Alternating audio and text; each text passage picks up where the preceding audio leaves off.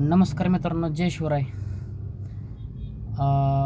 बरेच दिवस झाला आपल्या संतोष देशमुख आपले सरपंच होते, त्यांची हत्या करण्यात आली आणि हे सरकार शंडसारखं बघत बसलं आहे. तुमच्याकडे एवढे सगळे पुरावे आहेत तरी तुम्ही त्यांना शिक्षा द्यायची, तुम्ही त्यांची पाठराखण का करताय मला समजत नाही. आता ह्याचा मेन आका कोण आहे हा पण समोर आला आहे. नाव घ्यायची गरज नाही, सगळ्यांना माहिती आहे. आपण काय कोणाला घाबरत नाही. शेवटी आपण कोण आहे ते आपल्या सगळ्यांना माहिती आहे. आपण जन्माला आलो आहे म्हणजे मरणार आहे निश्चित, त्याच्यामुळे कोणाच्या बापाला घाबरायचं नाही. आणि हा वाल्मिक कराड हा आका आहे आणि ह्याच्यावरचा एक अजून आका आहे, हे सगळ्यांना माहिती आहे. एवढं सगळं तुमचं प्रकरण ओपन होऊन जर तुम्ही त्यांची पाठराखण करत असाल, डायरेक्ट भर चौकात नेऊन ह्यांना गोळ्या घातल्या पाहिजेत.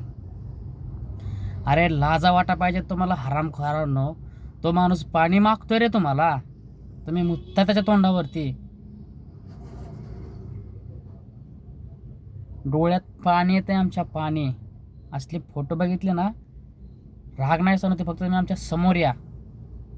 फक्त कायद्याने आम्हाला चान्स दिला पाहिजे. तुम्हाला फक्त आमच्या समोर उभा करू द्या. तुम्हाला उभं फाडायची ताकद आमच्यात आहे, पण आम्ही मराठी आहेत आणि कायदा पाळतो म्हणून आम्ही शांत आहेत.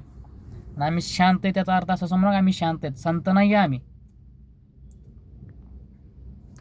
काय जास्त बोलायची इच्छा पण नाही आहे माझी, एवढंच बोलतं भावांनो. पण जे झालंय ते चुकीचं झालंय आणि सरकार यांची पाठराखण करते हे मात्र निश्चित झाले. कारण आत्तापर्यंत यांना शिक्षा व्हायला पाहिजे होती. यांना कोर्टात हजर करायची गरज काय? एवढं सगळं पुरावा झालं तरी त्यांना डायरेक्ट शिक्षा आणला. कशाला ह्यांची पाठराखण करताय तुम्ही?